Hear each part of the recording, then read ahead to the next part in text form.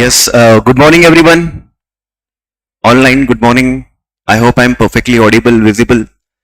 ये दिवाली तो बहुत जबरदस्त गई होगी आप लोगों की। और एक दिन दो दिन पहले तो एकदम टेंशन में होंगे और फिर जब रिजल्ट देखा होगा तो मजा ही आ गया होगा, है ना। Best Diwali I think.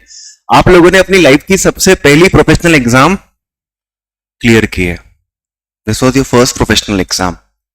11 12 तो ठीक है, आपको अपन सब बोलते थे कि हाँ 12th क्लियर कर लेंगे तो करियर बन जाता है, बट एक्चुअली में पता चलता है कि यार सीए अगर करना है और फाउंडेशन अगर आपने निकाल लिया है तो बहुत अच्छा आपको एक वे मिल गया है। Many many congratulations to all of you. अब जितनी आपने मेहनत करी है फाउंडेशन में, आई थिंक उससे 4-5 गुना मेहनत कहां करनी है आपको, इंटर के अंदर। और उससे 4-5 गुना मेहनत आपको कहां करनी पड़ेगी, सीए फाइनल में। So it's the start of the journey. याद रखना, it's the start of the journey. कोई सीए एक दिन में नहीं बनता है, या फाउंडेशन एग्जाम एक दिन में क्लियर नहीं होती है। आपने एक चीज नोटिस करी होगी, आपने जो इतने दिन पढ़ाई करी वो आपको एक दिन रिजल्ट में दिखा, वो एक दिन में आपने फाउंडेशन क्लियर नहीं किया। Same thing will be with the CA कि भैया आपको सीए बनना है तो वो रिजल्ट जब आपको पॉजिटिव देखना है तो आपको हर दिन थोड़ी थोड़ी प्रोग्रेस करनी पड़ेगी, थोड़ी मेहनत आपको करनी पड़ेगी। जिंदगी के 3 साल यहां पे दे दिए। आई थिंक सब लोग डायरेक्ट एंट्री वाला तो कोई नहीं है यहाँ पे, सब फाउंडेशन वाले हैं। यस, तो फाउंडेशन वाले हैं आप लोग। भाई बीकॉम तो अभी स्टार्ट ही हुआ होगा आप लोगों का। कितने साल होते हैं? 3 साल। 3 साल बीकॉम और 3 साल के अंदर सीए। ये टारगेट रखो अपने जीवन का, मजा आ जाएगा। 3 साल में बीकॉम प्लस सीए। लोगों को पता ही नहीं चलना चाहिए कि भैया इसने सीए किया है कि बीकॉम। बीकॉम के साथ आपका सीए क्या हो जाए, कंप्लीट। मैं बहुत स्टूडेंट्स को देखता हूं दोस्तों कि यार बीकॉम कर लेते हैं, फिर 3-4 साल फिर अटेम्प्ट पे अटेम्प्ट दिए जा रहे हैं, फिर मैसेजेस आते हैं सर अब क्या करें, एमबीए कर ले क्या। आप अपनी लाइफ में अगर 3-4 साल पीछे हो गए ना तो ये आपको अभी रियलाइज नहीं होगा, ये कहां रियलाइज होगा आपको, बाद में। तो मेरा बस एक सजेशन है कि बहुत इजी है सीए क्लियर करना, बहुत ज्यादा इजी अगर रेगुलर स्टडीज की जाए। आपने बैकलॉग इकट्ठा किया, सोचा बाद में पढ़ लेंगे, थोड़ा आलस कर दिया, या फिर आप ये सोचते हो कि भाई हम तो दोस्तों के साथ घूमेंगे, एंजॉय करेंगे, शादी वादी में जाएंगे। यस, आ जाइए दोस्तों। थोड़ा तो आपको क्या करना पड़ेगा, सेक्रीफाइस करना पड़ेगा। आप वैसी लाइफ नहीं जी पाओगे जो आपके नॉर्मल दोस्तों जो बीकॉम कर रहे हैं, या अपने इंजीनियर कोई दोस्त होंगे वो जितना एंजॉय करोगे आप नहीं कर पाओगे। लेकिन वो 3 साल की बात है, सिर्फ 3 साल दे दिए ना तो it will worth a lot. ये बात याद रखना। मैं आप लोगों को टैक्स पढ़ाने वाला हूं, ठीक है। तो अभी निखिल सर ने कुछ बताया नहीं बताया आप लोगों को, इंटर के बारे में सारा बता दिया नहीं बता दिया? अच्छा, बता दिया। तो मैं तो मेरे सब्जेक्ट से स्टार्ट करता हूं। फिर पढ़ेंगे तो कुछ नहीं, आज सब्जेक्ट के बारे में डिस्कशन करेंगे, क्या है कैसा है करके। Okay, online I think I should start. आज के दिन हम पूरा डिस्कस करेंगे कि मेरा सब्जेक्ट क्या है, कैसे हम उसको अप्रोच करेंगे, क्या तरीका होगा आपको क्लास में मेरे पढ़ाने का, आपको क्या करना होगा। एक दिन में आपको ये पूरा पता होना चाहिए, क्योंकि वो मेथड हमको ऑल टाइम फॉलो करनी है।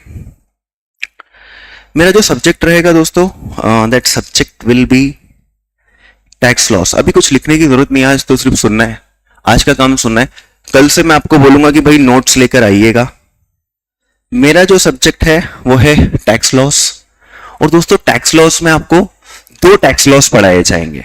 एक तो कौन सा, डायरेक्ट टैक्स लॉस, और एक रहेगा आपका indirect tax laws. Indirect tax laws आपको निखिल सर पढ़ाएंगे, ठीक है। Nikhil sir will take the indirect tax laws, जो कि आपका कितने मार्क्स का होता है, 50 मार्क्स का होता है। मैं आपको पढ़ाऊंगा डायरेक्ट टैक्स लॉस। जो ये डायरेक्ट टैक्स लॉस है ये भी आपका कितने का है दोस्तों, 50 मार्क्स का। पहले ये 60 का हुआ करता था। पहले डायरेक्ट टैक्स कितने का हुआ करता था, 60 का हुआ करता था। बहुत नाइंसाफी की मेरे साथ, हाँ बहुत नाइंसाफी की। 10 नंबर क्या कर दिए, कम कर दिए। आप लोग इधर 10 नंबर कम किए तो कंटेंट तो क्या किया होगा, कुछ कम किया होगा, कंटेंट बढ़ा दिया। कंटेंट बढ़ा है और 10 नंबर क्या हुए हैं, कम हुए हैं। सो अब क्या कर सकते हैं दोस्तों, we have to face that.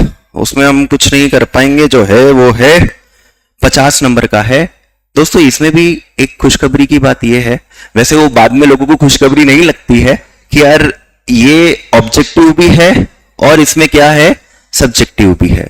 तो जो ऑब्जेक्टिव है वो कितने मार्क्स के हैं, 15 मार्क्स के, और जो आपका सब्जेक्टिव पोर्शन है वो कितने का है, आपका 35 मार्क्स का। So this is the thing कि आपको 35 नंबर के लिए थ्योरी आएगी एग्जाम में और 15 नंबर के क्या आएंगे, ऑब्जेक्टिव्स। इन ऑब्जेक्टिव्स में एक बात बहुत अच्छी है कि अभी तक इंस्टीट्यूट ने इसके अंदर नेगेटिव मार्किंग नहीं रखी है। सो भारत माता की जय, पॉसिबल है ना, कुछ तो मतलब एक सहारा मिल जाता है, ऑब्जेक्टिव से कहीं ना कहीं क्या मिलता है, सहारा मिल जाता है। लेकिन दोस्तों मैं आपको बताऊं, इंस्टीट्यूट ने अब सिंपल ऑब्जेक्टिव्स पूछना क्या कर दिए हैं, बंद कर दिए। केस बेस्ड सिनेरियोस बनाकर वो क्या करते हैं, आपसे ऑब्जेक्टिव्स पूछते हैं। तो आप ऐसा मत समझना कि हाँ कैसे भी कर लोगे, कुछ भी पढ़ लोगे, थोड़ा बहुत भी नॉलेज है तो ऑब्जेक्टिव आपसे सॉल्व होंगे। आपको इन डेप्थ नॉलेज रखना पड़ेगा तो ही आपके ऑब्जेक्टिव क्या होंगे, सॉल्व होंगे। हाँ, ऑब्जेक्टिव से फायदा किसको हुआ, क्या कुछ स्टूडेंट्स होते हैं जिनकी लैंग्वेज पे उतनी कमांड नहीं होती है, थोड़ा सा उनकी राइटिंग स्किल्स उतनी अच्छी नहीं होती है, they have the knowledge but उनका प्रेजेंटेशन उतना अच्छा नहीं है, तो वो फायदा उठा लेते हैं किसका, 15 नंबर के ऑब्जेक्टिव का। ठीक है, सो इफ यू मैंने जो स्टूडेंट से बातचीत की कि भैया 15 नंबर के ऑब्जेक्टिव में से कितने डिफिकल्ट आते हैं, तो ऑन एन एवरेज 9 से 10 ऑब्जेक्टिव मैनेजेबल हो जाते हैं। 4-5 नंबर के जो ऑब्जेक्टिव होते हैं वो थोड़े से क्या होते हैं, ट्रिकी। जिनने मेहनत करी होती है, जिनने डिटेल में पढ़ा होता है, वही वो ऑब्जेक्टिव्स क्या कर सकते हैं, सॉल्व कर सकते हैं। इसके बाद 35 नंबर का आपका क्या आता है, थ्योरी वाला पोर्शन। मैं अभी जब आपको पूरा कंटेंट बताऊंगा इनकम टैक्स का, आज नहीं होगा, आज मैं कंटेंट इनकम टैक्स के बारे में नहीं बताने वाला, हम अभी सब्जेक्ट के बारे में बात करेंगे, कुछ इधर उधर की बातें करेंगे कि भैया हमारे सब्जेक्ट से और चीजों का क्या लेना देना है। जब मैं सब्जेक्ट स्टार्ट करूंगा देन आई विल टेल कि इनकम टैक्स में कौन कौन से टॉपिक्स हैं, और उस 35 मार्क्स में से अगर हमें बहुत अच्छा स्कोर करना है तो गधा हमाली करने की जरूरत नहीं है। You are not here to do the hard work, you are here to do the smart work. 3 chapter ऐसे हैं दोस्तों जो 20 नंबर के आते हैं, 3 चैप्टर टोटल मिलाकर आप देखोगे तो 15 चैप्टर्स है, और 15 में से कितने chapter, 3 chapter, 3 chapters will be of 20 marks. अब देख लो भाई, जिसने उन 3 चैप्टर्स पे क्या कर ली, ग्रिप बना ली, आपका ये सब्जेक्ट बेस्ट हो जाएगा। अब 3 चैप्टर पे मेहनत करनी होती है, मैं हर बार स्टूडेंट से यही रिक्वेस्ट करता हूं कि सिर्फ 3 चैप्टर पे आप क्या करिए, मेहनत करिए। आपको जितने क्वेश्चन सॉल्व करने हैं मैं क्लास में करवाऊंगा ही सही, मैं आपको बताऊंगा कि अपन कैसे पढ़ेंगे, किस तरीके से पढ़ेंगे, हमको कौन से नोट्स रेफर करने, क्या करने, बट वो 3 चैप्टर जिसने कर लिए ना, ये पेपर में एग्जाम्शन है, और उसमें आप जितनी बोलोगे उतनी मेहनत मैं आप लोगों के साथ करूंगा। आप जितने क्वेश्चंस मुझे बोलोगे कि सर हमको तो और करना है, तो और करवाऊंगा, बस किसके लिए, उन 3 चैप्टर्स के लिए। लेकिन जितनी मेहनत आप उन 3 चैप्टर्स में कर रहे हो, बाकियों में उतनी करने की जरूरत नहीं है, क्योंकि काम चल जाता है, काम चल जाता है। ज्यादा मेहनत कहां करना है, जहां पर आपको अच्छा स्कोर मिल सकता है, थोड़ा सा हमारे लिए मार्क्स भी क्या होते हैं, इंपॉर्टेंट होते हैं। इस सब्जेक्ट को सिर्फ 50 नंबर का सब्जेक्ट ना देखा जाए, क्योंकि सीए फाइनल के अंदर ये सब्जेक्ट जो है 100 नंबर का होता है, और सीए फाइनल के बच्चों से पूछना, या आपके कोई सीनियर होंगे उनसे पूछना, सीए फाइनल में ये सब्जेक्ट नहीं है, इसको सब्जेक्ट नहीं बोलते, इसको ग्रुप बोलते हैं। ये ग्रुप है, इतना वास्ट है, इतना वास्ट है वो सब्जेक्ट। तो जब मैं आप लोगों को पढ़ाऊंगा तो मेरा पूरा इंटेंशन ये रहेगा कि यार भाई आप लोग सीए फाइनल में जाएंगे, आप लोगों को सीए फाइनल के लेवल तक का क्या होना चाहिए, नॉलेज होना चाहिए, आपका बेस इतना स्ट्रांग हो कि आपको कभी उस फाइनल में प्रॉब्लम ना आए, वो प्रॉब्लम ना आए। हमने फाइनल किया है, हमें पता रहता है कि यार ऑब्वियसली बात है फाइनल में किस तरीके की चीजें पूछी जाती है। मैं प्रैक्टिस भी करता हूं तो मैं इनकम टैक्स में ही प्रैक्टिस करता हूं, मेरी सिर्फ और सिर्फ प्रैक्टिस जो है इनकम टैक्स में और शेयर मार्केट, दो ही चीज का काम है मेरा, फाइनेंशियल मार्केट का और इधर से इधर अपना इनकम टैक्स का। सो मैं प्रैक्टिकल नॉलेज भी आपको बहुत दे सकता हूं, चीजों को किस तरीके से, थ्योरेटिकली तो कुछ लिखा होता है लेकिन प्रैक्टिकली कुछ अलग तरीके से काम होता है। तो कहीं कहीं मैं आपको थ्योरी के साथ साथ आपको प्रैक्टिकल नॉलेज भी देने की कोशिश करूंगा, क्योंकि अब आप इंटर में आ गए हो और आपके रिश्तेदारों को पता चल गया होगा कि पापा ने ढोल पीट पीट के बता दिया होगा कि मेरा बच्चा फाउंडेशन क्लियर कर चुका है, स्टेटस पे स्टेटस डले होंगे। तो देखना, वो आप देखना कभी बुआ या कभी चाचा या कभी फूफा या कभी आसपास के पड़ोसी घर पे आएंगे ना, तो कुछ ना कुछ क्वेरी वो टैक्स से रिलेटेड आपसे क्या कर लेंगे, पूछ ही लेंगे। आप उनको ये नहीं बोल सकते कि सर हमारे सर ने तो अभी थ्योरी पढ़ाई है, हमने तो प्रैक्टिकल किया ही नहीं है। सो यस, थोड़े से मुझे ऐसे पता होता है कि जनरली क्वेश्चंस ऐसे क्या पूछे जाते हैं, और स्टूडेंट्स भी कभी कभी आके क्या करते हैं, डिस्कस करते हैं कि सर हमारे घर पे इनने ऐसा पूछ लिया, उनने ऐसा पूछ लिया। तो yes, I will try to give the practical aspects also. मेरा जो एक्सपर्टीज है, मेरा सबसे बड़ा एक्सपर्टीज है थ्योरी सब्जेक्ट्स में, सबसे बड़ा एक्सपर्टीज। उसका रीजन ये है कि थ्योरी में एक होता है याद कराना, और मैं याद कराना मेरी एक्सपर्टीज है। जनरली मैं अपना कभी ऐसी तारीफ नहीं करता हूं, लेकिन बस मेरे को पता है कि yes I can do that. मैं यहां बैठे हुए हर बच्चे को पूरा इनकम टैक्स फिंगर्स पे याद करा सकता हूं, अगर आपने थोड़ी सी मेहनत मेरे साथ कर ली। I promise. ये आज का दिन आप याद रख लीजिए, 5 नवंबर है, मैं आपसे बात करूंगा 5 जनवरी के दिन, नए साल पे अपन बात करेंगे। जितना हमने 2 महीने में पढ़ा होगा, आप 100% अपने फिंगर्स पे बोल सकते हो, बिना कॉपी देखे अपने माइंड से रिवाइज कर सकते हो। तो उसकी टेक्निक क्या होती है, पहले हमें टॉपिक को बहुत अच्छे से समझना होता है। पहले ना हम क्या करते हैं, जैसे कोई भी चैप्टर पढ़ते हैं तो उस चैप्टर में पूरे कंटेंट्स को क्या करते हैं, डिसाइड करते हैं कि भैया ये चीज पढ़ना है। एक सीक्वेंस, एक रास्ता क्या करते हैं, डेवलप करते हैं। फिर उस रास्ते पे हम आगे बढ़ते हैं। आगे कैसे बढ़ते हैं कि भैया पहला हमने टॉपिक पढ़ा, जब दूसरा पढ़ते हैं ना, तो दूसरा पढ़ते टाइम पहला क्या करते हैं, रिवाइज। जब तीसरा पढ़ते हैं तो फिर हम दोनों को क्या करते हैं, रिवाइज करते हैं। लोग क्या गलती करते हैं पता है, थ्योरी सब्जेक्ट है तो उठा लिया, बुक उठा ली, वो रीडिंग करना क्या कर दी, स्टार्ट कर दी। सी आप समझो, आप मल्टीपल टाइम, अब कुछ लोग बोलते भी है सर आपने बीएस पढ़ा होगा और आपने 100% आपने ये, आपको ये पता होगा कि अगर आपने 5 बार पढ़ लिया, 6 बार पढ़ लिया, फिर भी आप एग्जैक्ट पॉइंट्स नहीं लिख सकते, आप अनोखा ही लिखते रहोगे। उसका रीजन मैं आपको बोलता हूं, आपने रीडिंग करी है। मैं आपको जिस तरीके से याद करवाऊंगा ना चीजों को, आप बोलोगे सर हम एग्जैक्टली जो मॉड्यूल में लिखा है हम वैसा लिख के आ सकते हैं। मेरा सब्जेक्ट तो लॉ है, थोड़ी लॉ की लैंग्वेज भी क्या होनी चाहिए, लिखनी चाहिए, लॉ के वर्ड्स भी आपको क्या होने चाहिए, वहां पर लिखने चाहिए। तो मैं आपको सारी चीजें वो सिखाऊंगा क्लास के अंदर। हमारे लिए सबसे इंपॉर्टेंट चीज क्या है मालूम है पढ़ने के लिए, जो इंस्टीट्यूट का ग्रंथ है वो मॉड्यूल। मैं अपने नोट्स दूंगा भाई, मैं ऐसा नहीं बोला नोट्स नहीं दूंगा, नोट्स है, फिर भी मैं अपने नोट्स को क्या मान रहा हूं, सेकेंडरी। बट मैंने अपने नोट्स बहुत बहुत ज्यादा अच्छे से, मतलब मैंने खुद ने इस बार क्या करे हैं, मतलब आप लोगों की बैच के लिए ही नए नोट्स आने वाले हैं, तो उस नए नोट्स को मैंने बहुत केयरफुली ड्राफ्ट किया है। मॉड्यूल के हर पॉइंट को कवर करने की कोशिश की है। मॉड्यूल में अगर किसी चीज को डिफिकल्ट तरीके से एक्सप्लेन किया तो मैंने उस चीज को आसान करने की कोशिश की है। अगर जैसे सीए में भी होते हैं, सीए में यानी कॉस्ट अकाउंटेंट होते हैं, उनके मॉड्यूल में कुछ अच्छे क्वेश्चंस है तो वो मैंने आपके लिए उसको इनकॉर्पोरेट करने की कोशिश की है। सीएस वालों को भी इनकम टैक्स होता है तो उनमें मुझे कुछ अच्छे क्वेश्चंस लगे तो यस मैंने उसको इनकॉर्पोरेट करने की कोशिश की है। प्लस हमारे पास एक क्वेश्चन बैंक रहेगा दोस्तों 20 अटेम्प्ट्स का जो सीए के हैं। हमारे को करना क्या होता है, मॉड्यूल पे पूरा फोकस करना है, नोट्स पे पूरा फोकस करना है। क्लास में मैं हर टॉपिक के बाद, हर सेक्शन के बाद आपको क्वेश्चंस करवाऊंगा। जो टॉपिक पढ़ाया उसका एक क्वेश्चन करवाऊंगा, है ना, 1 2 3 जैसा टॉपिक होगा, जितना इंपॉर्टेंट होगा उतने क्वेश्चंस आपको क्लास में करवाए जाएंगे। जब अब तक आप एग्री ना करोगे तो हमको ये आगे, हम आगे नहीं बढ़ने वाले। मैं आपको क्लास में नोट्स बनवाऊंगा, द मोस्ट इंपॉर्टेंट थिंग। वो मॉड्यूल, जो चीज मॉड्यूल में लिखी है, जो चीज मेरे नोट्स में लिखी है, वो सारी चीज आपकी कॉपी में होगी। हम बहुत प्यारे नोट्स बनाते हैं क्लास में, मतलब जैसे अगर आप देखोगे, अब लाइक ये अभी चल रहा है, आप लोगों से जो पहले बैच स्टार्ट हुई थी ना अर्ली बर्ड वाली, तो उस अर्ली बर्ड वाली बैच में एक चैप्टर चल रहा है, तो जैसे सैलरी हेड है कि यार सैलरी से इनकम पे किस तरीके से टैक्स लिया जाता है। तो मैं कभी भी नोट्स रेफर नहीं करता हूं, मतलब मैं कभी आपके सामने बुक खोल के रीड नहीं करूंगा कि भैया ये सेक्शन में ऐसा लिखा हुआ है, ये ऐसा लिखा है, अंडरलाइन कर रहा हूं, नहीं, आपके साथ प्रॉपर लिखूंगा। आप भी मेरे साथ क्या करोगे, लिखोगे। याद करने में सबसे इंपॉर्टेंट रोल प्ले क्या होता है पता है, लिखना।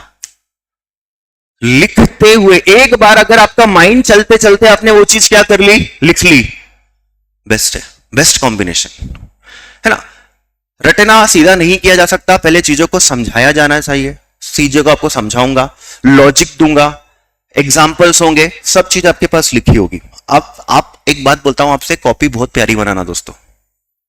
आपको खुद को पढ़ने में क्या हो, मजा है, और उस कॉपी में सारा क्रक्स हो, सारा क्रक्स हो, सारे क्वेश्चन, मतलब हम जैसे अगर कोई टॉपिक है, उस टॉपिक के हम क्वेश्चंस करते हैं, तो यार ये देखो आप, मैंने एक बेसिक क्वेश्चन करवाया, ये एग्जाम्पल नंबर 1, एग्जाम में कैसे प्रेजेंट करना है, एग्जाम में कैसे लिखना है, ये सारा फॉर्मेट आपको जैसे कौन से नोट्स डालने होते हैं, ये नोट 1, नोट 2, नोट 3, नोट 4 करके मैं सारे जैसे एग्जाम में प्रेजेंट करना होता है इस तरीके से आपको क्वेश्चन में क्लास में करवाता हूं। और 20 अटेम्प्ट्स के सारे क्वेश्चन क्लास में कवर करवाऊंगा। मॉड्यूल का एक एक क्वेश्चन क्लास में कवर होगा। इससे ज्यादा कुछ करने की जरूरत नहीं रहेगी। कुछ भी नहीं बोल रहा हूं, कुछ भी नहीं। इतना कर लिया काफी है। मॉड्यूल पे फोकस करेंगे, मेरे नोट्स पे फोकस करना। इन दोनों का कंटेंट मैं आपको कहां लिखवा दूंगा? कॉपी में। तो अल्टीमेटली सारी चीज हमारे लिए क्या हो गई? कॉपी।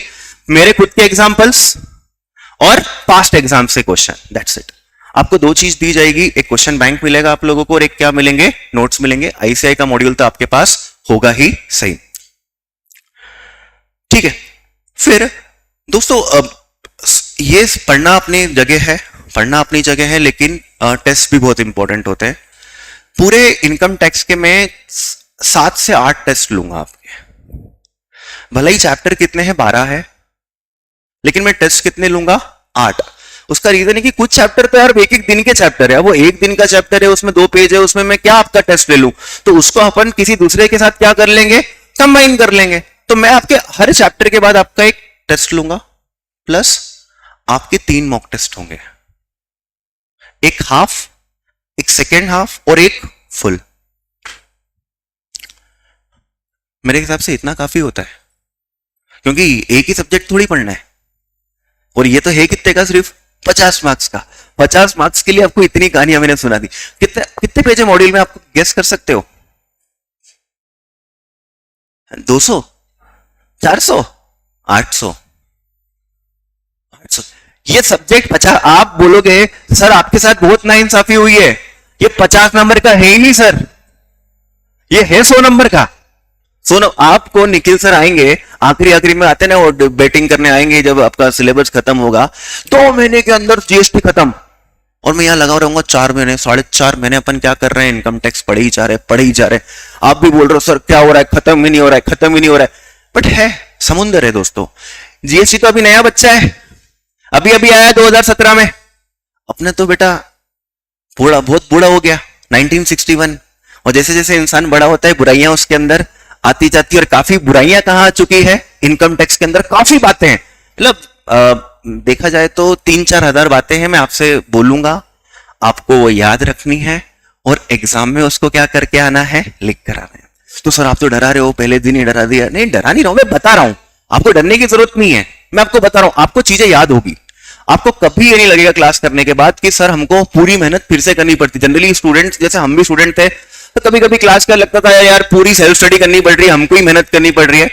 मैं इतना अश्योरेंस देता हूं कि 70% तो आपको पूरा टैक्स याद होगा, 30% आपको थोड़ा क्या करना पड़ेगा? याद।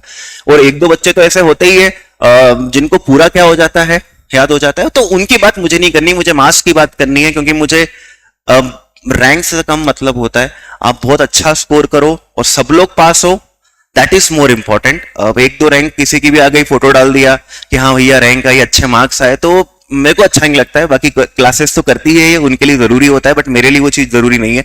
आई विल फोकस कि एवरीवन अच्छा स्कोर करे। बट मेरी एक रिक्वेस्ट रहेगी आप लोगों से, आपको शांत नहीं बैठना है, आपको बेशरम बनना है। बेशरम मतलब ऐसा कि सर जो क्वेश्चन मन में आ रहा है ना, वो क्वेश्चन आप मुझसे पूछ लें। अगर तो मैं आपको एक टाइम स्लॉट दूंगा दोस्तों, एक टाइम स्लॉट दूंगा। पढ़ाते पढ़ाते क्या होता है, इनकम टैक्स में लोग बह जाते हैं। अब मजा आने लगता है, क्योंकि आप अपनी प्रैक्टिकल लाइफ से क्या कर पाते हो? कनेक्ट कर पाते, रिलेट कर पाते हो कि हाँ ऐसा है। मैंने लगा 2 बच्चे होंगे तो आपको बेनिफिट मिलेगा, तो आपके मन में आएगा सर अडॉप्टेड चाइल्ड चलेगा कि नहीं चलेगा, स्टेप चाइल्ड चलेगा कि नहीं चलेगा। तो आपके मन में बहुत सारे प्रश्न आएंगे, ठीक है। सर वो बच्चा किसी और का है और वाइफ की शादी किसी और से हो गई, तो अब क्या होगा? बेनिफिट मिलेगा नहीं। ऐसे आपके मन में क्या आएंगे? बहुत क्वेश्चंस रेज होंगे। Yes, I will address all those questions. Time आने पर, जरूरत पड़ने पर आपके वो क्वेश्चंस को क्या किया जाएगा? बताया जाएगा। लेकिन एक टाइम स्लॉट दूंगा, उस टाइम पे क्वेश्चन पूछना। ऑनलाइन वालों भी, आप भी वैसे तो काफी सारी चीजें मैं खुद ही क्वेश्चन रेज कर करके क्लास में एक्सप्लेन करता हूं। स्टिल अगर आपको फिर भी डाउट आए तो मैं आपसे बोलूंगा कि एक टाइम है, आप उस टाइम पे पूछ लीजिए। आप अगर बेशरम नहीं बनोगे तो मेरा कुछ नुकसान नहीं है, आपका नुकसान है। आपका डाउट क्लियर नहीं होगा, आपका कॉन्सेप्ट क्लियर नहीं होगा, तो प्रॉब्लम आपको ही आएगी, आप ही भटकोगे। तो बेटर है कि आप वो चीज मेरे साथ क्या कर लीजिए, क्लियर कर लीजिए। थोड़ा सा फ्रैंक माहौल होना चाहिए। अभी तो आज अभी नए नए अपनी दोस्ती नहीं हुई है, थोड़े टाइम बाद जब दोस्ती हो जाएगी अपनी तो आप लोगों को बिल्कुल ऐसा अलग फील नहीं होगा। आप जो भी चाहो मेरे से पूछ सकते हो, कोई इशू ही नहीं होना है उस चीज में। ठीक है, ये बात आपको समझ में आई ना। फिर एक तो चीज मुझे ये बतानी होती है कि यार आप रेगुलर लो। आप अगर क्लास में गायब हो जाते हो कि आपने बंक कर लिया, बंक तो वैसे तो सिंसियर लोग हो आप, ऐसा चेहरे देख के अभी तो लग रहा है कि ऐसा कुछ काम नहीं करते होंगे, है ना। अभी तक अभी वो आदत नहीं पड़ी होगी। जनरली क्या था कि कॉलेज लाइफ जो ज्यादा एंजॉय करते हैं, जैसे मैं तो है ना क्लासेस कम आता था और बीकॉम के क्लासेस, मतलब बीकॉम की classes in the sense college वगैरह ज्यादा जाता था। हमारे टाइम पे क्या होता था, आपको तो क्या है भाई सुबह से बुला लिया और आपको शाम तक पकड़ के रखेंगे। हमारी क्लासेस कैसे लगती थी, सुबह 6 बजे, और 6 बजे क्लास चालू होती थी और 8 साढ़े 8 बजे क्लास खत्म हो जाती थी, फिर शाम को लगती थी क्लास। तो हम लोगों को कॉलेज जाने का क्या मिलता था, टाइम मिलता था। तो अब होता क्या था, फिर वहां बंकिंग वंकिंग, शाम की क्लास बंक कर दी। अब सुबह 6 बजे क्लास है तो अपन उठते ही, आठ नाटा सर की क्लास है 8 बजे, तरुण सर की क्लास लगती थी सुबह 6 बजे। तो भाई मैं आता ही 7:15 पे था। तो मतलब इतना, अब उस टाइम ठीक था, हम लोगों को आदत है सेल्फ स्टडी करने की। एंड आज की जनरेशन को मैं ये नोटिस कर रहा हूं कि यार सेल्फ स्टडी की उतनी आदत नहीं रही है। बट यस, आप लोग क्लास छोड़ते हो, छोड़िए, कोई दिक्कत नहीं है, लेकिन बैच तो रिकवर करके देख लो। आप वो नहीं देखोगे तो मेरे सब्जेक्ट में आपको प्रॉब्लम आएगी। मैं उसका रीजन कहता हूं। ये एक लौता सब्जेक्ट है जो आपको दिखेगा पूरे आपके पूरे सिलेबस में, जिसका ऐसा नहीं है कि आपने एक चैप्टर पढ़ लिया तो दूसरे चैप्टर में उसका कोई इंपैक्ट ना आए। जैसे आप मैथमेटिक्स पढ़कर आए हो तो एक प्रोबेबिलिटी, तो भाई प्रोबेबिलिटी है, ठीक है। वो क्या बोलते हैं, ऐसा करते ना रे, एवरेज एवरेज क्या बोलते हैं उसको, मीन मीडियन मोड। तो मीन मीडियन मोड तो क्या है, मीन मीडियन मोड है। तो इतना ज्यादा कोरिलेशन और मिक्सर नहीं होता है। मेरे इनकम टैक्स में एक इंसान की सैलरी से भी इनकम हो सकती है और बिजनेस से भी क्या हो सकती है, इनकम। तो अब जब बिजनेस से इनकम का क्वेश्चन आया तो साथ में किसका पॉइंट आ सकता है, सैलरी का पॉइंट। आपने वो क्लास अटेंड नहीं करी, आपको वो पॉइंट आता नहीं है, तो आप सॉल्व नहीं कर पाओगे। That's a problem. एक इंसान ने शेयर बेचे, शेयर से उसकी इनकम है, सैलरी से उसकी इनकम है, उसने बीच में बिजनेस भी किया था। तो शेयर बेचने पे कैपिटल गेन्स लगता है, तो कैपिटल गेन्स करके एक चैप्टर है। बिजनेस पे बिजनेस वाला हेड लगता है, सैलरी पे सैलरी। अब 3 चैप्टर का क्या बन गया, खिचड़ी। कुछ भी खिचड़ी बन सकती है, कुछ भी खिचड़ी बन सकती है। तो उसके लिए आपको हर चैप्टर में ग्रिप होना बहुत जरूरी है। जो मैंने 3 चैप्टर के नाम लिए ना आपके सामने, सैलरी, कैपिटल गेन्स और बिजनेस हेड, 3 चैप्टर जिसने कर लिया, 8 नंबर का कैपिटल गेन आता ही आता है, 5 से 6 नंबर का बेर मिनिमम आप सैलरी मान लो, और 12 नंबर का पीजीबीपी मान लो, 10 नंबर का मान लो पीजीबीपी, ये आपके 20 नंबर है। बहुत इंपॉर्टेंट है। और आई अश्योर यू आपको ये फिंगर्स पे याद होंगे। मुझे जब ये हो जाएगा उस दिन अपन बात करेंगे, ठीक है। सो थोड़ा सा अब आगे बढ़ते हैं और मैं आपसे कुछ क्वेश्चंस पूछूंगा। वैसे तो आप लोगों को थोड़ा बहुत तो नॉलेज होगा ही सही इन चीजों का, बट मैं ऐसे ही फॉर अ स्टार्ट कुछ क्वेश्चंस पूछ लेता हूं आपसे। टैक्स लॉ को अभी, टैक्स वाले वर्ड को साइड में रखते हैं। एक वर्ड है law. Can you tell me guys, why do we have law? एक एक करके बोल सकते हैं, बिल्कुल। Why do we have law? Law law है ही क्यों दुनिया में? Why do we have law? Justice maintain करने के लिए, ठीक है। हाँ भाई, कोई गलत करेगा तो उसको गुनहगार साबित करके सजा दी जाएगी। Only to regulate the behaviour, yes ज्यादा बेटर है, रेगुलेट द बिहेवियर। अगर लॉ नहीं होता तो भाई सब अपने अपने हिसाब से क्या करते, बिहेव करते। जिसको जैसे गाड़ी चलाना है वैसे गाड़ी चलाता, जिसको टैक्स देना वो टैक्स देता, जिसको नहीं देना वो नहीं देता। नहीं, गवर्नमेंट को डिजायर्ड मैनर में क्या करना है, बिहेव कराना है। अनफेयर चीजें होने से, यस बिल्कुल करेक्ट बोला आपने, अनफेयर चीजें होने से क्या करना है, रोकना है। सोसाइटी में एक डेकोरम क्या रहे, मेंटेन रहे, उसके लिए हमारे पास क्या होते हैं, law, proper management, various things, ठीक है। आप समझ गए, अल्टीमेटली लोगों को गवर्नमेंट जैसा चाहती है वैसा बिहेव करवाना है, इसलिए वी हैव लॉ। एंड दोस्तों, लॉ मेजरली 2 टाइप के होते हैं। हाँ, लॉ 2 टाइप के होते हैं। एक तो कौन सा लॉ, सिविल लॉ और एक होता है कौन सा, क्रिमिनल लॉ। नाउ एक कॉमन लॉ करके भी होता है ना, यस। बट देखो मेरे को मेरे सब्जेक्ट पे आना है, तो थोड़ी बहुत स्टार्ट के लिए हमने क्या किया है, स्टार्ट किया, इसलिए मैं ज्यादा टाइप्स में एकदम डिटेल में नहीं जा रहा हूं। यस एवरीवन, यस जितिशा, हिम्मत, आपने सही कहा, सिविल लॉ और क्रिमिनल लॉ। अब मैं आपसे पूछता हूं व्हाट आर सिविल लॉस?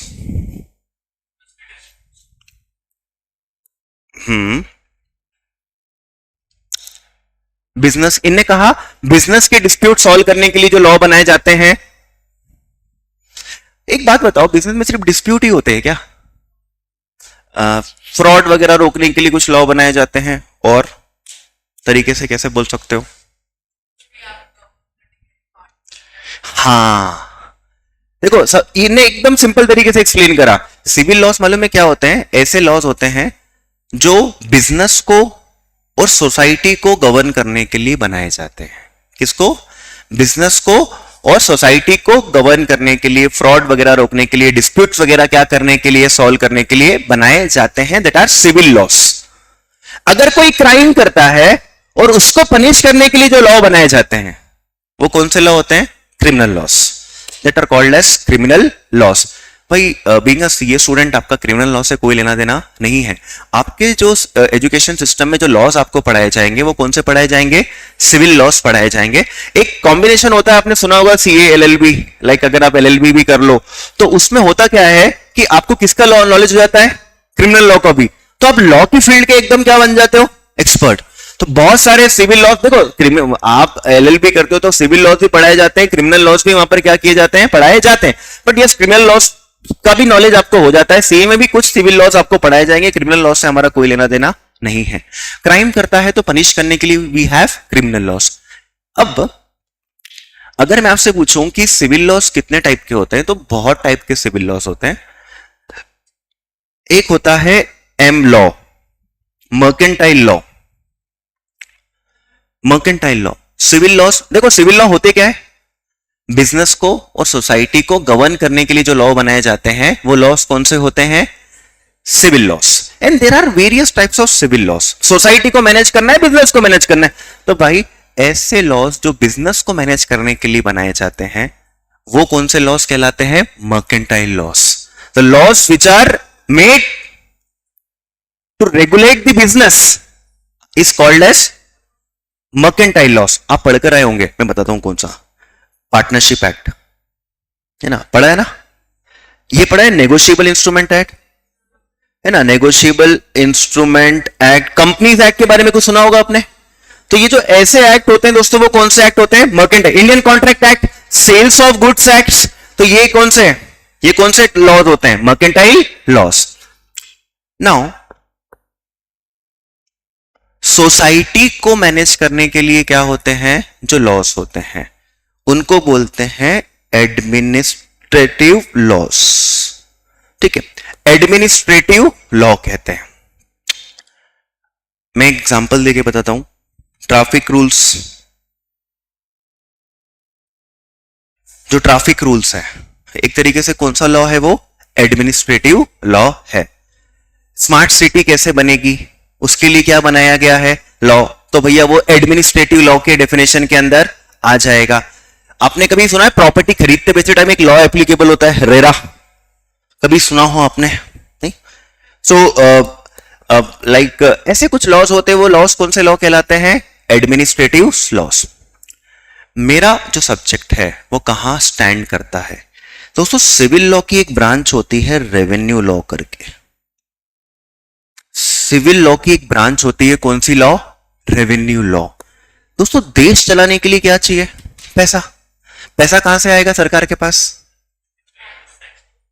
हाँ, पैसा कहां से आता है? या तो देखो सरकार अगर सही होती तो भाई खुद कमाती, और खुद कमा के क्या करती? देश चलाती। भाई खुद कमा ही नहीं पा रहे खुद, और उल्टा जो गवर्नमेंट बिजनेसेस थे उनके शेयर ये लोग क्या कर रहे हैं? बेचते जा रहे हैं। वो बेच कर क्या कर रहे हैं? इनके पास थोड़ा पैसा आ रहा है तो जितना पैसा आता है उसे देश चला लेते हैं। अब देश चलाने के लिए रेवेन्यू तो चाहिए, तो या तो खुद कमा के चलाते देश, नहीं कर पाए। करते हैं, थोड़ा बहुत तो करते ही हैं, लेकिन पैसा क्या पड़ता है, कम पड़ता है। पैसा लोन से भी आ सकता है, तो दूसरे देशों से, दूसरे देशों की वर्ल्ड बैंक से या दूसरे देशों की बैंक से आप क्या कर लेते हो, लोन ले लेते हो। तो लोन लेके, लेकिन लोन लेना भी सही बात नहीं है। तो भैया फिर पैसा कहां से आता है इनके पास, रेवेन्यू लॉस। गवर्नमेंट ने क्या बनाए हैं, रेवेन्यू लॉ। बहुत सारी ऐसी कंट्रीज होती है जहां पर है ना टैक्स नहीं लगता। कुछ ऐसी कंट्री का नाम जानते हो क्या? दुबई, हाँ आपने भी बोला मोनाको। यस, मोनाको भी एक कंट्री है जहां पे टैक्स नहीं है। दुबई में भी टैक्स नहीं है। दुबई में ना इनकम टैक्स नहीं है। दुबई के अंदर जीएसटी है 5%, वहां पर क्या है, जीएसटी है। और भी कंट्रीज है दोस्तों, लिसिस्टेन करके आपने कभी नाम सुना है? नहीं सुना। जर्मनी के पास में एक जगह है लिसिस्टेन। एक और कंट्री है जहां पे टैक्स नहीं लगता है, मॉरिशस। सुना है आपने मॉरिशस के बारे में? मॉरिशस में भी क्या नहीं लगता। आप है ना पेपर में देखना, या कभी आपने शेयर मार्केट में थोड़ा बहुत इंटरेस्ट रखते हो तो अडानी वगैरह के बारे में आपने कभी सुना होगा। तो अडानी का पैसा मॉरिशस की जगह, मतलब मॉरिशस की फंड ने क्या किया है, पैसा कहां लगाया है, अडानी की कंपनी में लगाया है, या रिलायंस में पैसा कहां से आ रहा है, मॉरिशस जगह, सस्पिशियस जगह। क्योंकि ये कंट्रीज ऐसी है जहां पर क्या नहीं लगता, टैक्स नहीं लगता है ना। यहां टैक्स नहीं लगता, तो लोग, जो अमीर लोग हैं, वो अपने अकाउंट और अपना पैसा कहां रखना पसंद करते हैं, ऐसी जगह पे जहां पर क्या नहीं लगता है, टैक्स नहीं लगता। हमारी कंट्री तो भैया टैक्स हेवन नहीं है। टैक्स हेवन मतलब वो कंट्रीज जहां पर क्या नहीं लगता है, टैक्स। बट हमारी countries is not tax haven. हमको तो देश चलाने के लिए क्या चाहिए, पैसा। और लूटेंगे भाई, किसको लूटेंगे, जनता को, पब्लिक को लूटेंगे। और पब्लिक को लूटने के लिए सरकार ने 2 टाइप के टैक्स लॉ बनाए हैं। रेवेन्यू लॉ भी 2 टाइप के होते हैं, एक होता है डायरेक्ट टैक्स लॉस और एक होता है indirect tax loss.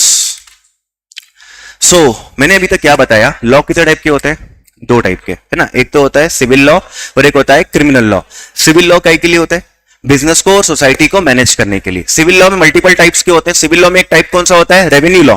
Revenue law क्यों होता है, क्योंकि सरकार को देश चलाने के लिए क्या चाहिए, पैसा। और पैसा कहां से आएगा, टैक्सेस से। टैक्सेस 2 टाइप के हैं हमारे देश में, एक तो होता है डायरेक्ट टैक्स लॉस और एक होता है इनडायरेक्ट टैक्स लॉस। तो मेरा टैक्स लॉ यहां क्या करता है, सिविल लॉ के रेवेन्यू लॉ में स्टैंड करता है। अभी यूएस में इलेक्शन चल रहे हैं, थोड़ा सा करंट अफेयर का आपका नॉलेज होगा। यूएस में इलेक्शन चल रहे हैं, तो अभी डोनाल्ड ट्रंप ने एक स्टेटमेंट दिया था, and I love this statement. मैं इनकम टैक्स हटाने वाला हूं, नहीं, उसने एक स्टेटमेंट दिया था कि मैं यूएस में, एक रिपोर्टर ने उनसे पूछा कि क्या यूएस में कितना टैक्स है पता है, 35% है, कुछ केसेस में 40% है, ठीक है। मैं ये इनकम टैक्स हटाने वाला हूं। तो रिपोर्टर ने बोला कि आप देश कैसे चलाओगे, पैसा आपके पास कैसे आएगा, आप 40% टैक्स हटा दोगे तो देश कैसे चलाओगे। तो उन्होंने बोला, हम जो जहां से हमारे देश में हम क्या करते हैं, इंपोर्ट करते हैं, हम अपनी कस्टम ड्यूटी को क्या कर देंगे, बढ़ा देंगे। मतलब हम अपने देश के लोगों को लूट के अपना देश नहीं चलाएंगे, हम बाहर के लोगों को लूट कर अपना क्या करेंगे, देश चलाएंगे। And very good concept. मैं खुद भी, हमारे इंडिया के अंदर टैक्स कितना हाई है भाई, कितना हाई टैक्स है। मैं आपको एक एग्जांपल देके बताता हूं। अगर मान लो कोई व्यक्ति 1 करोड़ रुपए अर्न कर रहा है, 1 करोड़ रुपए साल की आपकी इनकम है, आप मोटा मोटी 35% टैक्स में दे दो, इनकम टैक्स हटा दो, 35 लाख हटा दो, बचा कितना, 65। अब भाई 65 लाख आपकी नेट बचा। अब आप यार घर खरीदोगे, घर बनवाओगे, मोबाइल फोन खरीदोगे, रेस्टोरेंट में खाओगे, ट्रैवल करोगे, 10 चीजें हैं, इलेक्ट्रॉनिक आइटम्स वगैरह क्या करोगे, परचेस करोगे, इतना खर्चा करोगे, कोई भी सामान खरीदते हो क्या लगता है, GST. On an average 35 lakh रुपए कहां चले जाते हैं, जीएसटी में। बचा कितना, 30 लाख। बचा कितना, 30। अब 30 लाख को क्या करोगे दोस्तों, सेविंग करेंगे, सेविंग करके एफडी में रख दिया, बहुत ही बेकार डिसीजन, बहुत ही बेकार। शेयर मार्केट में जाएंगे, शेयर मार्केट में जाएंगे, शेयर खरीदते टाइम टैक्स, शेयर बेचते टाइम टैक्स। खरीदने पे भी देखो, खरीदने पे एक टैक्स लेती है सरकार, सिक्योरिटी ट्रांजैक्शन टैक्स। बेचने पे भी एक टैक्स लेती है, security transaction tax, SEBI charges, exchange charges, ये तो लेते ही लेते हैं। जब अगर गलती से प्रॉफिट हो गया शेयर मार्केट में तो इनकम टैक्स। मतलब आपकी कमाई हुई, आपने एक तो क्या करा, टैक्स दे दिया, उस कमाई में से आपने क्या किया, इन्वेस्ट किया, और उस इन्वेस्ट करने से जो प्रॉफिट हो रहा है उस पर भी टैक्स। आप बोलते हैं बेकार है शेयर मार्केट, नहीं करना, प्रॉपर्टी खरीदोगे, स्टैम्प ड्यूटी। तो भाई अभी अभी एक मैंने आर्टिकल पढ़ा था, मिलियनर्स इंडिया छोड़कर जा रहे हैं। जो मिलियनर्स हैं वो इंडिया में रहना पसंद नहीं करे। देखो मेरे को अपने देश से प्रॉब्लम नहीं, मुझे गवर्नमेंट से प्रॉब्लम नहीं, मैं तो आपको सच्चाई बता रहा हूं। आप टैक्स ले रहे हो ना, लो ना, कौन मना कर रहा है, आप लो टैक्स, लेकिन सुविधा भी तो दो। आप यूएस वाले अगर 40% टैक्स लेते हैं, वहां की फैसिलिटी देखो यार, वहां की, अपन अपने रोड्स की तारीफ कर रहे, गडकरी जी ने अच्छा काम किया, लेकिन वहां की रोड्स आप देख लोगे तो भूल जाओगे। एक्चुअली मेरा भाई यूएस में, और मैं एक्चुअली यूएस टैक्सेशन में भी काम करता हूं, तो मैं यूएस टैक्सेशन भी सीख रहा हूं। तो मेरे को वहां पे समझ, उनका टैक्स सिस्टम, वो इतने बेनिफिट देते हैं, जिस बेचारे की इनकम नहीं होती ना, सरकार उसको पैसा देती है। अपने को फायदा क्या है अल्टीमेटली? आप ये देखोगे ना, आप जब पूरा इनकम टैक्स पढ़ोगे तो आपको ये देखोगे कि मिडिल मैन सबसे ज्यादा टैक्स पे करता है। मिडिल क्लास जो होता है बहुत टैक्स पे करता है, उसके पास सुविधा नहीं है। रिलायंस बहुत बड़ी कंपनी, रिलायंस जब स्टैब्लिश हुई थी, स्टैब्लिश होने से लेकर 96 तक, 1996 तक, 30 साल तक उनने टैक्स पे नहीं किया है, टैक्स ही पे नहीं किया। गवर्नमेंट ने उनको बहुत बेनिफिट दे रखे थे, प्रोविजन उनके हिसाब से बना रखे थे। आज क्या अडानी जी के लिए प्रोविजन नहीं है इनकम टैक्स में? पढ़ाऊंगा, ऐसा बोलना नहीं चाहिए कि कोई किसी व्यक्ति के लिए है, लेकिन दिखता है ना, जो दिखता है आपको समझ में आएगा। उनको बेनिफिट्स मिल जाते हैं, इतने सारे बेनिफिट्स मिलते हैं। अल्टीमेटली एक मिडिल क्लास के पास ऑप्शन नहीं होता है, वो जितना टैक्स पे कर रहा है उसके साथ जस्टिस नहीं, लेकिन यही हमारे देश का सिस्टम है। अब दोस्तों क्या कर सकते हैं, एक टाइम पे 97% टैक्स था, आज गिरा के 40% लिया है ना, बहुत है यार, इतना भी बचाया तो ठीक है। अभी है ना, हो सकता है दोस्तों इस बजट में, एक बड़ी बात बताने की कोशिश कर रहा हूं, इस बजट में हो सकता है कि इनकम टैक्स खत्म, इस बजट में नया इनकम टैक्स आ सकता है, उसको कहेंगे direct tax code, DTC, direct tax code. बहुत अर्ली है ये कहना, गवर्नमेंट के पास ड्राफ्ट रेडी है, बजट में रखा जाएगा। मुझे इतना पता है मोदी जी कांड करके तो जाएंगे, उन्होंने बोला जीएसटी भी लाया हूं ना जी। वैसे भी देखो अल्टीमेटली सब काम कांग्रेस का है, ये डीटीसी भी कब का है, कांग्रेस का, ये जीएसटी भी कब का है, कांग्रेस का। वो उनके पास कभी जीवन में ढंग से मेजोरिटी आई ही नहीं, इधर से ममता को ले लिया, इधर से लालू को ले लिया, इधर से साउथ में किसी को ले लिया, कभी कोई सपोर्ट कर रहा है, कोई नहीं कर रहा है। मोदी जी के पास मेजोरिटी आई, उन्हें जीएसटी क्या कर दिया, पास करवा दिया। इस बार उनके साथ थोड़ी दिक्कत हो सकती है, क्योंकि इतनी मेजोरिटी उनके पास नहीं है, बट हो सकता है कि नया सिंप्लीफाइड टैक्स आ जाए, जिसे क्या कहते हैं, डायरेक्ट टैक्स कोड। बट हमारे एग्जाम के लिए क्या फर्क पड़ेगा उससे? कुछ फर्क नहीं पड़ेगा। नया भी आ जाए तो हमको कौन सा पढ़ना है? पुराना ही पढ़ना है, हमें पुराना ही पढ़ना है आपके अटेम्प्ट्स के लिए। बट आप जब सीए फाइनल में होंगे तो आप उस टाइम पे क्या पढ़ रहे होंगे? नया इनकम टैक्स। तो सर क्या एकदम मेजर चेंज हो जाएगा? देखो कॉम्प्लेक्सिटी को क्या किया जाएगा? कम किया जाएगा। इनकम टैक्स काफी कॉम्प्लेक्स है, काफी कॉम्प्लेक्स है। जैसे मैं बोलता हूं इनकम टैक्स में 298 सेक्शंस है, तो ऐसे बोलने की बात है कि 298 सेक्शंस है। जब हम सब सेक्शंस देखते हैं, जैसे एक सेक्शन है 80, तो section 80, 80C, 80CCC, 80CCD, 80G, 80GG, 80GGB, 80GGC, 80CCH, 80TTA, 80TTB, QQB, RRB करके ऐसे काफी सारे क्या मिलेंगे आपको? सेक्शंस मिलेंगे। तो ज्यादा नहीं, 800 सेक्शंस है। कितने सेक्शंस है? 800, ओनली 800। अपने को नहीं पढ़ना है, अपने को पूरे नहीं पढ़ना है, ये इंटर है, आपको पूरे का पढ़ना है फाइनल में, फाइनल में पढ़ना है। यस, फाइनल में तो कोई ऑप्शन ही नहीं बॉस, वहां तो पूरे पढ़ना पड़ेगा। इनकम टैक्स में जिसने ड्राफ्टिंग करी, एक 1961 की ड्राफ्टिंग है भाई। तो कंफ्यूजन्स लोगों में, आज की तारीख में चीजें बहुत बदल गई, उस जमाने में कुछ चीजें और थी, आज की चीजें और हो गई। तो प्रोविजन का इंटरप्रिटेशन क्या हो गया, कुछ और तरीके से कर लिया जाता है, बनाने वाले का इंटेंशन कुछ और था, अपन इंटरप्रेट कुछ और तरीके से कर रहे हैं। तो बहुत केस है इनकम टैक्स के। केस जो कोर्ट्स में गए हैं, कोर्ट्स में जजमेंट है कितने, इनकम टैक्स के जजमेंट्स कितने हैं? 12 लाख, 12 लाख केस लॉ सरकार ने बोला। और कितने तो पेंडिंग है, कितने पेंडिंग है, ये तो केस लॉ जो आ चुके हैं। सरकार बोलती है कि इन सबको हटाओ, ये case law, face law, litigation, विटिगेशन हम सब क्या करेंगे, हटा के एक सिंप्लीफाइड टैक्स लेकर आएंगे। होपफुली बजट का अनाउंस, इस बार बजट अपने साथ में देखेंगे, क्लास में अपन बजट वगैरह देखेंगे, हम सारी चीजें समझेंगे कि बजट में किस तरीके से अनाउंसमेंट की जाती है। साथ में शेयर मार्केट भी लगा के रखूंगा मैं आपके सामने यहाँ पे, तो वो उधर जो बोलते हैं उसका रिफ्लेक्शन इधर कैसे आता है, उधर क्या हेडलाइन दिखाते हैं, अंदर की बात नहीं करते, अंदर की बात नहीं करते, लेकिन हेडलाइंस की वजह से मार्केट पे कैसा फर्क पड़ता है, टैक्स में क्या फर्क पड़ता है, वो सब आपको लाइव अपन क्लास में क्या करेंगे, देखेंगे, है ना। सो 800 पेज का मॉड्यूल है, 800 सेक्शन है, 12 लाख केस लॉज है, और सिर्फ कितने हैं, 50 मार्क्स। तो देखो मैं आपको एक बात बताऊं तो इस लेवल पे केस लॉ नहीं पूछे जाते, ठीक है, इस लेवल पे केस लॉ नहीं पूछे जाते। एक दो तीन केस लॉज होंगे जो आपको पता भी नहीं चलेगा, मैं पढ़ा चुका हूं और सेक्शन के अंदर का बात वो हो जाएगी। सीए फाइनल में तो सीए फाइनल में सारे केस लॉ नहीं भाई, most important case laws 200-250 case laws जो होते हैं वो सीए फाइनल लेवल पर आपको पढ़ने होते हैं।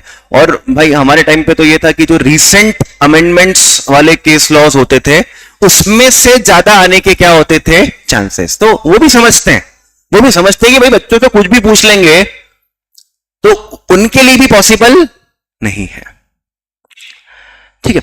सो दोस्तों मैं यहां पे था, डायरेक्ट टैक्स लॉस और indirect tax laws. Can anybody tell me what is direct tax laws और what is indirect tax law? Indirect tax law किसे कहते हैं?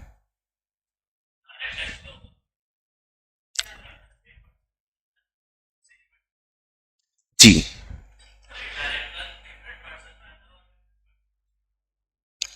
ओके। सी दो वर्ड होते हैं टैक्स को एक्सप्लेन करने के लिए, एक होता है वर्ड लाइबिलिटी और एक वर्ड होता है दोस्तों बर्डन। एक वर्ड होता है लाइबिलिटी और एक होता है बर्डन। पहले मैं इनडायरेक्ट टैक्स की बात करता हूं। लाइबिलिटी टू पे टैक्स, है ना, लाइबिलिटी टू पे टैक्स, गवर्नमेंट को टैक्स पे करने की लाइबिलिटी किसकी है? अगर हम बात करते हैं आईडीटी की केस में तो वो लाइबिलिटी किसकी होती है? वेंडर की। वो लाइबिलिटी किसकी होती है? वेंडर की। और बर्डन क्या वेंडर अपनी जेब से पे करता है? नाटा एकेडमी अगर आपसे फीस कलेक्ट करेगी तो हम जीएसटी गवर्नमेंट को क्या करेंगे? पे करेंगे। तो क्या जीएसटी हम अपनी जेब से पे करते कि आपसे कलेक्ट करते? आपसे कलेक्ट करते। तो भैया बर्डन किस पे आता है? कस्टमर पे। तो जब दोनों अलग अलग पर्सन पे हो, है ना, लाइबिलिटी अलग पर्सन पे हो और बर्डन किसी और पर्सन पे हो, तो वो कौन सा टैक्स लॉ कहलाता है? Indirect tax laws. No, direct tax laws में क्या होता है? लाइबिलिटी भी सेम पर्सन पे होती है और बर्डन भी किस पे होता है? सेम पर्सन पे। मैं आप लोगों को पढ़ाऊंगा, नाटा से मेरी कमाई होगी, मेरी कमाई पे जो इनकम टैक्स लगेगा, मैं ये नहीं बता सकता बच्चों कि भैया मेरे को इनकम टैक्स लग रहा है, मैं आपकी फीस बढ़ा के मैं आपसे इनकम टैक्स भी क्या कर रहा हूं? कलेक्ट कर रहा हूं। मेरी इनकम में से कुछ पैसा कम करके मुझे क्या करना पड़ेगा? सरकार को देना पड़ेगा। तो पे भी मुझे करना है और बर्डन भी किसको उठाना है? मुझको। मैं बर्डन आप लोगों पे ट्रांसफर नहीं कर सकता, तो वो कौन से टैक्स लॉस होते हैं? Direct tax loss. इसको गोली मारते आईडीटी को, आज के बाद आईडीटी की बात मैं करूंगा नहीं। किसकी बात की जाएगी? डायरेक्ट टैक्स लॉस की। ओके, नाउ ये क्वेश्चन का आंसर तो मोस्टली आप सब लोग दे ही दोगे। क्या सरकार किसी भी मैटर पे टैक्स लगा सकती है? क्या सरकार किसी भी मैटर पे टैक्स लगा सकती है? क्या कल से एक नोटिफिकेशन जारी करके कहा जा सकता है सांस लेने पे टैक्स लगेगा? क्यों नहीं है? तो नहीं क्यों, और हां है तो हां क्यों? एब्सोल्युटली करेक्ट, है ना, एब्सोल्युटली करेक्ट। लेना मेरे मतलब आप लोगों की, मैंने बोला आप लोग दे दोगे क्योंकि आजकल फाउंडेशन में भी सारी बातें पढ़ानी जाने लग गई है। जनरली पहले स्टूडेंट्स आते थे तो वो बोलते थे सर सांस को गिनेंगे कैसे, कि कितनी सांस ली, कितना टैक्स लिया, अजीब आंसर्स होते थे। But nowadays students are giving proper answer. Yes, power to make law कहां से आता है? पावर टू मेक लॉ ये कहां से आता है? कॉन्स्टिट्यूशन से। ये मेरा एक क्वेश्चन था, कॉन्स्टिट्यूशन में लिखा है उसमें, लेकिन एक बात बोलूं दोस्तों, सरकार किसी भी मैटर पे टैक्स लगा सकती है। बताऊं कैसे? कॉन्स्टिट्यूशन को अमेंड करो और टैक्स लगा दो, सिंपल सी बात है। नेक्स्ट क्वेश्चन, ये लॉ बनाता कौन है? Who makes law? लॉ बनाता कौन है? मिनिस्ट्री ऑफ, नंदिता ने आंसर दिया है, संस्कृति ने आंसर दिया है, हाँ, पार्लियामेंट। लॉ बनाता कौन है? पार्लियामेंट। पावर कहां होता है दोस्तों? कॉन्स्टिट्यूशन में। और लॉ बनाता कौन है? पार्लियामेंट बनाती है। यस, बिल्कुल करेक्ट। मेरा जो टैक्स लॉ है, that is income tax law, it's a central law, तो we are talking about the parliament, है ना। See, parliament is the correct answer. तीसरी बात यह है कि how laws are made. Yes, how laws are made, तो क्या किया जाता है दोस्तों? बिल पास किया जाता है, बिल पास करते हैं। सो लोकसभा है और राज्यसभा है। लोकसभा में बिल जाता है, पास हो जाता है, फिर कहां जाएगा? राज्यसभा में, वहां से पास हो गया, प्रेसिडेंट की क्या मिल गई? अप्रूवल, एसेंट मिल गई, तो फिर वो बिल क्या बन जाता है? एक्ट। ठीक है, तो देखो सबसे पहले मेमोरेंडम होता है, मेमोरेंडम से क्या बनाते हैं वो लोग? बिल, फिर वो बिल से क्या बनता है? आपका एक्ट। तो इनकम टैक्स के साथ भी यही हुआ होगा, इनकम टैक्स का एक ड्राफ्ट हुआ होगा, ड्राफ्ट को बिल में कन्वर्ट किया होगा, बिल को पार्लियामेंट में क्या हो गया होगा? पेश, वहां पे वो पास हुआ होगा, प्रेसिडेंट की अप्रूवल मिली होगी, तो आपका इनकम टैक्स लगना स्टार्ट हो गया होगा, है ना। बिल पास, है ना, first in Lok Sabha, then in Rajya Sabha and then approved by the president. Absolutely correct. Income tax act 1961, income tax act 19, तो इनकम टैक्स का पहले क्या आया होगा? बिल, वो पास हुआ होगा, प्रेसिडेंट की अप्रूवल मिली होगी, प्रेसिडेंट ने अप्रूवल 1961 में दी थी, इसलिए उस एक्ट का नाम क्या पड़ गया? Income tax act 1961। दोस्तों क्या 1961 के पहले टैक्स नहीं लगता था क्या? इनकम टैक्स तो पुराना है यार, वो बहुत पुराना है। इनकम टैक्स एक्ट 1961 से पहले 1920 करके भी कुछ इनकम टैक्स एक्ट हुआ करता था। 18th सेंचुरी में भी क्या लगता था? Income tax. राजा महाराजाओं के टाइम पर भी क्या लगता था? टैक्स। बट देखो वो चीज में है, लेकिन उसका डिस्कशन करना मेरे हिसाब से जरूरी नहीं है। That is history gone boss, अपने को क्या करना? लगता था टैक्स, हमें मालूम है उसका क्या लॉजिक था, उसका क्या रीजन था, उससे कोई फर्क नहीं पड़ता भाई। कहीं किसी को भी कुछ भी लोगों को मैनेज करना है, देश चलाना है, अपने एरिया को चलाना है, तो भाई उसके लिए क्या लगेगा? टैक्स लगेगा ही, सही। ठीक है, सो बिल पास करना चाहता है। फिर आप मुझे बताइए कि लॉ जो है, जो पास हो गया है, उसका एडमिनिस्ट्रेशन की रिस्पॉन्सिबिलिटी किसकी होती है? उसके एडमिनिस्ट्रेशन की रिस्पॉन्सिबिलिटी किसकी होती है?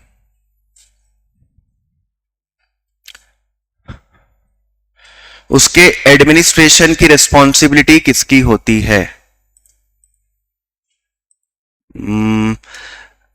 ठीक है, सौरभ का भी कहना आ रहा है, नंदिता का भी कहना आ रहा है।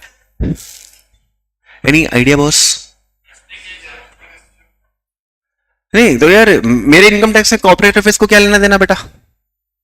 मेरे इनकम टैक्स को क्या लेना पड़ा? देखो मैं एक बात बोलूं, देखो जो भी देश में एक्ट पारित है, जो भी लॉज देश में लग रहे हैं, इसका सही से पालन हो, इसकी रिस्पॉन्सिबिलिटी मालूम है किसकी है? सेंट्रल गवर्नमेंट की। इसकी रिस्पॉन्सिबिलिटी किसकी है? सेंट्रल गवर्नमेंट की। और वो रिस्पॉन्सिबिलिटी किसकी है? मोदी जी की। Who is responsible? Modi ji is responsible कि सारे देश में कानूनों का ढंग से क्या हो? पालन हो। देखो इधर ध्यान से देखना, लॉ बनाता कौन है? लॉ बनाने का पावर कहां से आता है? कॉन्स्टिट्यूशन से। लॉ बनाता कौन है? पार्लियामेंट। लॉ कैसे बनाते हैं? बिल पास करके। और लॉ बनने के बाद वो ढंग से पालन किया नहीं जा रहा है, नहीं जा रहा है, उसकी रिस्पॉन्सिबिलिटी किसकी है? रूलिंग पार्टी की, सेंट्रल गवर्नमेंट की। एक बात बताओ, मोदी जी अब, लेकिन मेरी बात डीटी की बात करता हूं मैं, तो क्या मोदी जी के पास इतना टाइम है कि वो इनकम टैक्स के लिए बैठे रहे कि भैया कितना इनकम टैक्स कलेक्ट हो रहा है और वो 10 लोगों ने रिटर्न और भर दिया, इतना पैसा और आ गया अकाउंट में। No, his no time boss. उनके पास बहुत चीजें करने के लिए। उनने ना अपना इनकम टैक्स का काम डेलीगेट कर रखा है। इसको मिनिस्टर्स बनाए। यस, तो जिनने अभी आंसर दिया था, सौरभ ने आंसर दिया था, नंदिता ने आंसर दिया, मिनिस्ट्रीज, करेक्ट आंसर। तो इनने अपना एडमिनिस्ट्रेशन का काम किसको हैंड ओवर किया है? मिनिस्ट्री को। अच्छा, डेलीगेशन करने से रिस्पॉन्सिबिलिटी हट जाती है क्या? है ना, ये पढ़ा है ना बीएस में कहीं ना कहीं। तो हु इज रिस्पॉन्सिबल? मोदी जी। क्योंकि मिनिस्ट्री का अपॉइंटमेंट, मिनिस्टर का अपॉइंटमेंट कौन कर रहा है? मोदी जी कर रहे हैं। मोदी जी ने ये काम कौन सी मिनिस्ट्री को दे रखा है? कॉर्पोरेट अफेयर नहीं बॉस, कौन है? फाइनेंस। फाइनेंस।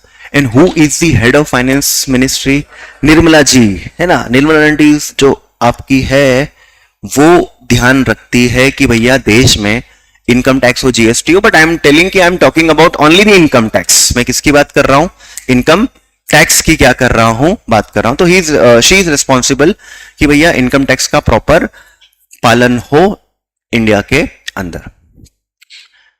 अब सोच समझ के बताना, इंडिया जैसी कंट्री के अंदर निर्मला जी क्या अकेले टैक्स कलेक्शन कर सकती क्या?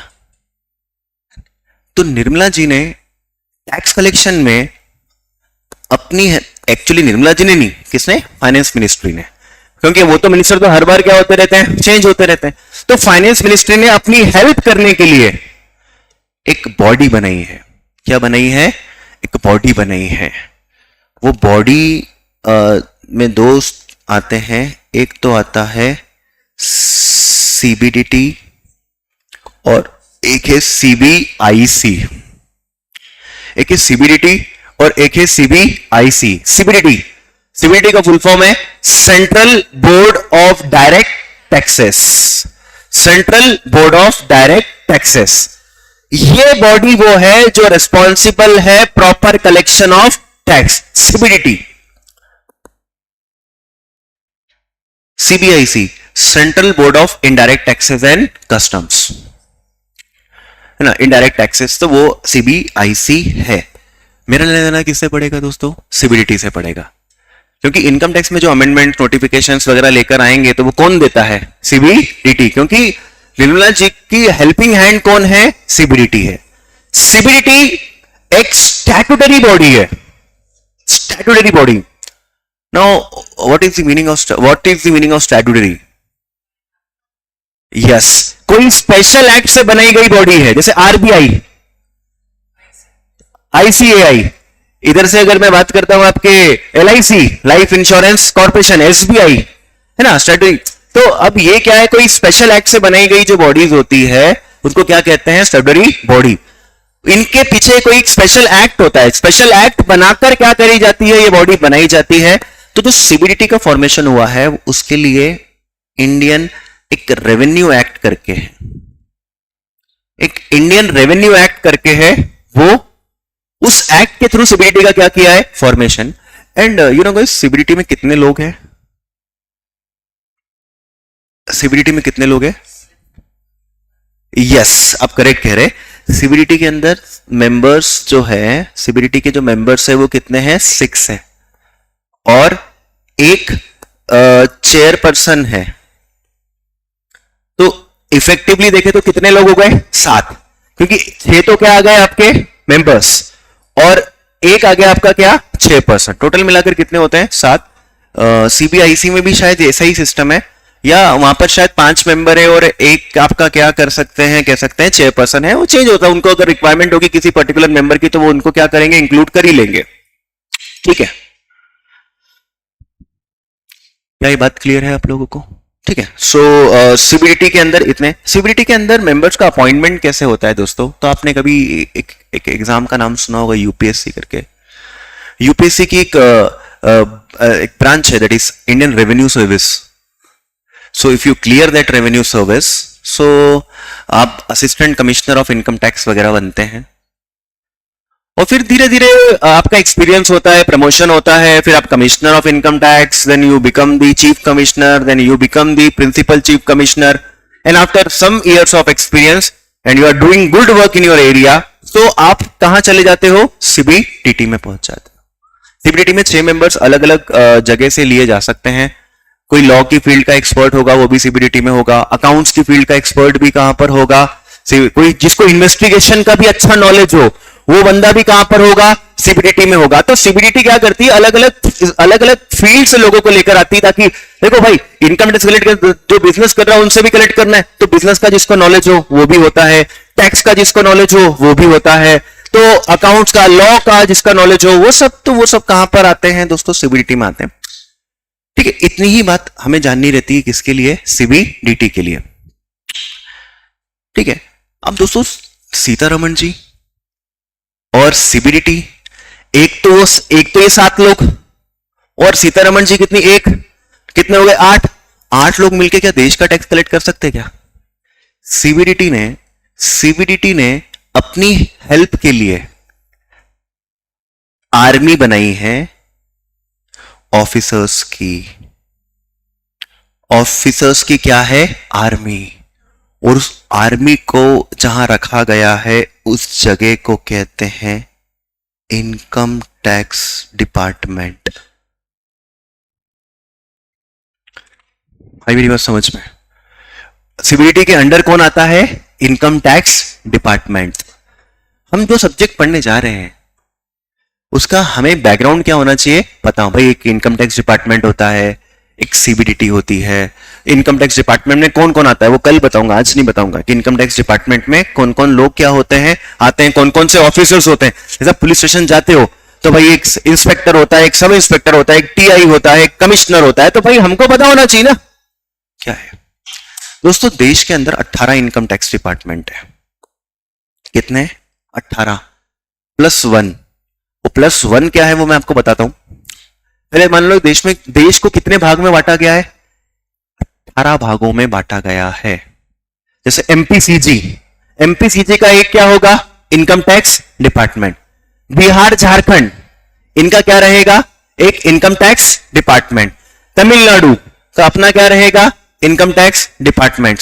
तो इट्स लाइक दिस। उनने जम्मू कश्मीर लद्दाख तो वहां पर एक अलग रहेगा। तो उनने पूरे देश को कितने रीजन्स में डिवाइड किया है? 18 रीजन्स में डिवाइड किया। तो पूरे देश में कितने इनकम टैक्स डिपार्टमेंट है? 18। और ये जो ऑफिसर्स की आर्मी में आपको बताने जा रहा हूं वो आपको 18 जगह मिल सकती है। जैसे असिस्टेंट कमिश्नर है तो इंदौर में भी रहेगा, भोपाल में भी रहेगा, क्योंकि एमपी का है तो वो उनका एक पूरा एक अपना सिस्टम रहता है।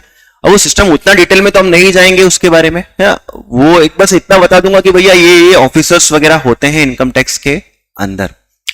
ठीक है, आज हम इतना ही देखते हैं, बट जाने के पहले एक बार रिकैप कर लेते हैं क्या क्या देखा। सबसे पहले मैंने कैसे स्टार्ट किया था? लॉ 2 टाइप के होते हैं, एक तो होता है सिविल लॉ और एक क्रिमिनल लॉ।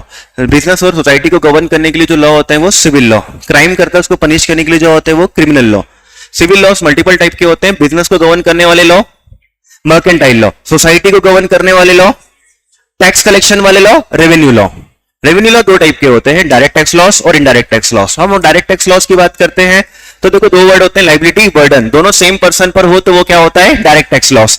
और अगर लायबिलिटी और बर्डन अलग अलग पर्सन पे हो तो वो होता है इनडायरेक्ट टैक्स लॉस। टैक्स लगाने का पावर कहां से आता है? कॉन्स्टिट्यूशन से। ठीक है, टैक्स लगाता कौन, बनाता टैक्स लॉ बनाता कौन है? पार्लियामेंट। बनाते कैसे हैं? बिल पास करके।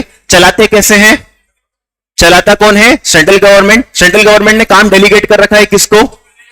फाइनेंस मिनिस्टर्स को, फाइनेंस मिनिस्ट्री को। फाइनेंस मिनिस्ट्री ने अपनी हेल्प के लिए बॉडी बनाई है, वो कौन है? सीबीडीटी। और सीबीडीटी के अंडर कौन आता है? Income tax department. सी मैं एक बात बोलता हूं, income tax department is responsible towards CBDT. CBDT is responsible towards finance minister. Finance ministry is responsible towards central, मतलब अपने like Modi ji prime minister, that is prime minister central government के लिए responsible है। Central government is responsible in parliament and parliament is responsible in the eyes of constitution. मतलब सबसे supreme कौन है? Constitution है। जब भी आपने देखा होगा कुछ इनकम टैक्स का घपला होता है, कुछ ये होता है वो होता है, मोदी जी भी इस्तीफा दो, सीतारमण जी भी इस्तीफा दो, तो मोदी जी का नाम क्यों आता है? उनने क्या बिगाड़ा? तो भाई उनने उनको अपॉइंट किया है। ठीक है, सो ऑफिसर्स की आर्मी हम कल क्या करते हैं दोस्तों, कंटिन्यू करते हैं। Thank you so much for the day, bye bye, take care.